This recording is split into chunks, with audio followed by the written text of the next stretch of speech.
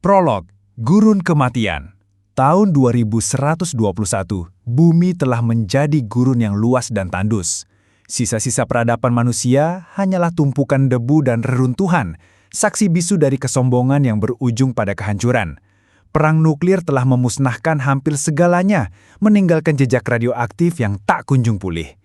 Di dunia yang baru ini, satu-satunya hukum yang berlaku adalah hukum rimba. Bertahan hidup adalah sebuah perjuangan. Kota-kota yang dulu ramai kini menjadi kuburan massal. Bagi manusia biasa, keluar dari tempat perlindungan yang terbatas sama saja dengan bunuh diri.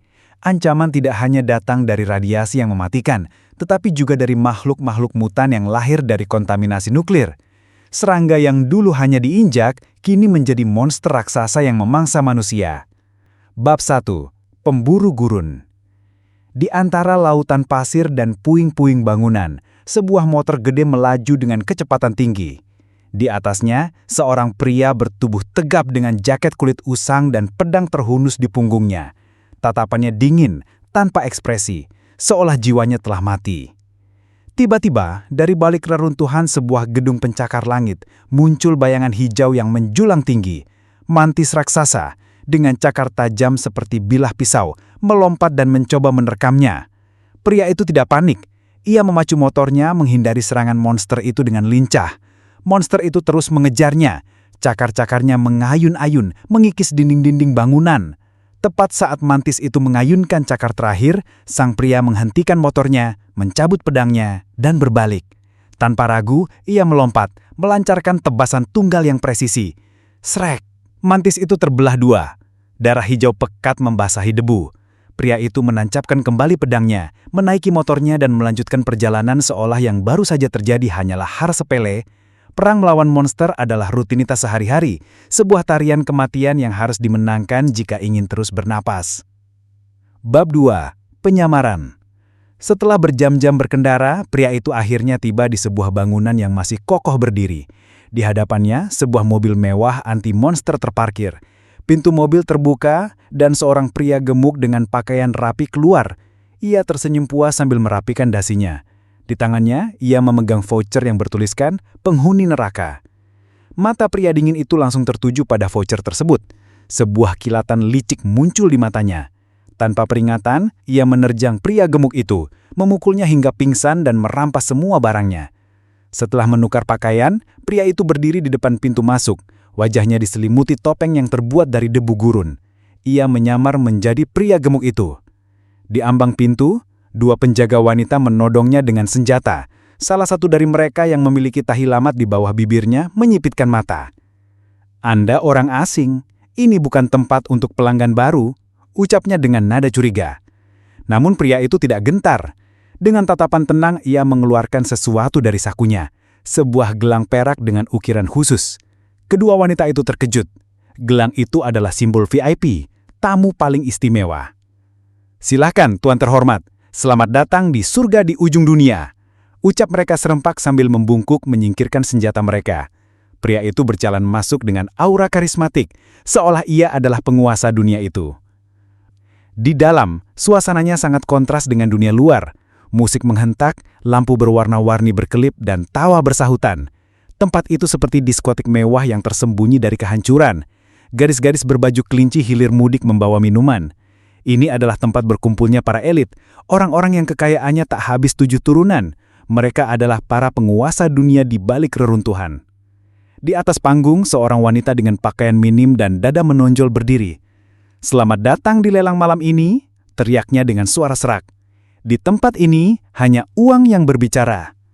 Di era yang dimana populasi manusia semakin langka, perdagangan budak adalah kejahatan yang paling dilarang. Namun tempat ini adalah pengecualian. Tirai panggung dibuka, menampilkan dua gadis muda yang diikat dan dipajang. Kerumunan bersorak gembira, tetapi pria itu tetap tak bergeming. Seorang wanita paruh badan dengan pakaian glamour yang tampaknya adalah pemilik tempat itu mendekatinya. "Tuan, apakah lelang kami tidak menarik?" tanyanya. "Mereka barang bekas," jawab pria itu dengan dingin. "Aku menginginkan sesuatu yang lebih, sesuatu yang spesial." Ia menunjukkan gelang VIP-nya, mata sang mami melebar. Dengan senyum penuh arti, ia mengajak pria itu ke sebuah ruangan khusus yang remang-remang. Di sana, seorang gadis berambut pendek dengan bando telinga kucing menantinya. Namanya Xiao Mei. Usianya 18 tahun, dengan tubuh yang memikat dan mata yang polos. Dia adalah barang premium, permata yang disimpan khusus oleh sang mami. Pria itu menatap Xiao Mei. Sepertinya ia akhirnya menemukan apa yang ia cari. Xiao Mei mendekat, wajahnya memerah. "Tuan," bisiknya dengan suara lembut, "mulai sekarang aku adalah peliharaan Anda. Anda bisa melakukan apa saja yang Anda inginkan, termasuk melakukan itu." Di dalam ruangan remang-remang, aura ketegangan mulai terasa. Pria itu membelai dagu Xiao Mei, sorot matanya yang dingin kini dipenuhi dengan rasa penasaran. "Itu, apa maksudmu?" Tanyanya, suaranya tenang namun penuh misteri. Xiao Mei dengan senyum genit dan rona di pipinya berpura-pura kesal. Ia memutar tubuhnya, merayunya dengan cara yang lebih agresif. "Tuan, Anda kan sudah tahu, aku ini peliharaanmu," bisiknya sambil naik ke atas tubuh pria itu, menekan tangannya ke kasur dan menatap tajam ke dalam matanya. Dengan nakal, ia membisikkan bahwa ia bisa dicambuk jika nakal. Seketika tatapan pria itu berubah. Sebuah senyum tipis terukir di bibirnya. "Kau suka dicambuk?" tanyanya. Tanpa menunggu jawaban, ia meraih pecut yang tergantung di dinding. Cerak! Pecutan itu menghantam bokong Xiao Mei dengan keras, membuat gadis itu menjerit kaget. "Kenapa? Kenapa kau mencambukku?"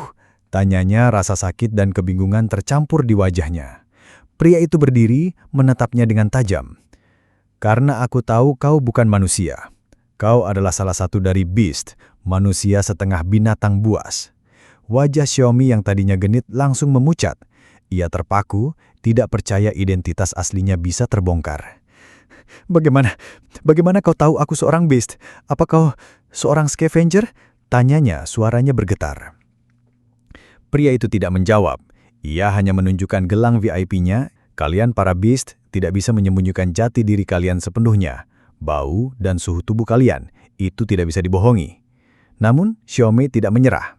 Ia kembali merayu, berusaha menutupi kebenaran dengan godaan. Ia merangkak mendekat, tatapan matanya kembali tajam. Sedetik kemudian, tangan mulusnya berubah menjadi cakar mantis yang tajam. Cerak! Pecutan kedua yang lebih kuat dilayangkan. Xiaomi terlempar ke sudut ruangan. Tubuh mungilnya mulai berubah. Kaki, tangan, dan tubuhnya kini berubah sepenuhnya menjadi bentuk mantis raksasa yang mengerikan. Kemarahannya meledak. Ia sadar pria ini bukan scavenger biasa. Pria itu tersenyum dingin. "Panggil kawanmu, atau aku akan menghancurkanmu sekarang juga," tantangnya. Xiaomi yang kini sepenuhnya dalam wujud mutan mengeluarkan gelombang suara frekuensi tinggi yang hanya bisa didengar oleh bangsanya. Tak lama kemudian, pintu ruangan terbuka. 4 wanita penjaga yang seksi muncul. Seorang wanita dengan penutup mata di kepalanya meremehkan pria itu, sementara sang mami menertawakan Xiaomi. "Kau tidak bisa melawannya sendiri ya, nak?" ejeknya. "Dia bukan manusia," teriak Xiaomi. "Dia seorang scavenger." Kata scavenger bagai sihir. Semua wanita di ruangan itu seketika berubah. Ada yang menjadi belalang mengerikan, capung, lalat, dan lebah. Mereka semua beast, monster seksi yang siap menerkam. Mereka menyerang pria itu dengan kecepatan luar biasa. Namun pria itu hanya tersenyum tenang, seolah semua ini hanyalah hiburan baginya. Pertempuran sesungguhnya baru saja dimulai. Dengan gerakan cepat, ia mengeluarkan selembar jimat dari sakunya dan menggenggamnya erat. Sambil merapalkan beberapa kata kuno, ia mengibaskan pecut di tangannya. Seketika, pecut itu memancarkan aura biru yang menyala, dan getaran energi melingkupinya. Wush! Ia mengayunkan pecutnya, memutarnya dengan gerakan yang anggun namun mematikan. Kilatan petir melesat, mencambuk kelima wanita beast itu. Wajah mereka yang tadi penuh amarah kini berubah menjadi ekspresi gairah yang menyakitkan. Mereka terlempar, tubuh mereka menghantam tembok keras hingga retak. Mereka tergeletak tak berdaya. Ini kekuatan supranatural. Bisik salah satu beast, matanya melebar. "Kau bukan sekadar scavenger. Kau metahuman." Pria itu hanya tersenyum mengejek. Ini bukan kekuatan supranatural. Ini hanya pecut biasa yang dilapisi jimat petir. Namun, di balik kegaduhan, seorang pria bertudung mengintip dari balik pintu. Ia melihat 5 wanita Beast yang terluka parah. Matanya membelalak kaget. Tempat ini, sarang Beast, mereka memancing manusia untuk dimakan. Teriakan itu bagai alarm. Seluruh pengunjung yang tadinya bersenang-senang langsung panik dan berhamburan meninggalkan tempat itu. Pria itu adalah Liu Xing, seorang penyintas yang telah merasakan kerasnya dunia sejak kecil. Ia harus bertarung hanya untuk mendapatkan sisa makanan. Namun, hidupnya berubah ketika Fan Xiaoyu, ketua kelompoknya, menemukan bahwa ia memiliki fisik metahuman.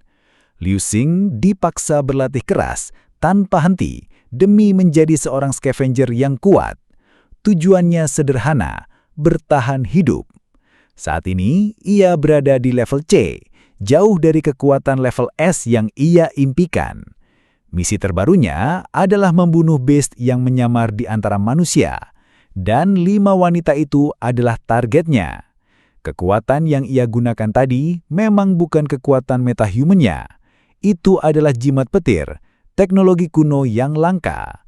Kekuatan metahumannya yang sesungguhnya jauh lebih hebat. Di tengah keheningan yang menyelimuti tempat itu, Liu Xing menutup matanya. Seketika, ia memindahkan jiwanya ke dimensi lain.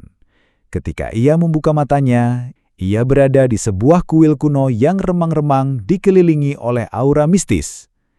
Inilah dimensi kultivasi iblis, tempat di mana iblis-iblis berkeliaran, namun juga menjadi tempat baginya untuk berlatih kultivasi abadi.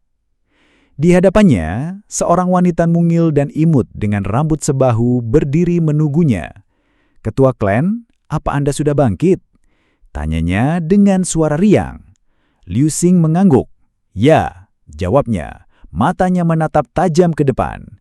"Kita sudah mendapatkan material dari beast humanoid yang aku bunuh. Sepertinya ini cukup untuk mengaktifkan beberapa fungsi kuil ini," ucapnya dengan penuh percaya diri. Kultivasi abadi adalah satu-satunya harapan bagi Liu Xing untuk menjadi lebih kuat. Di dimensi ini, ia bisa melatih kekuatan jiwanya dan mengubah takdirnya.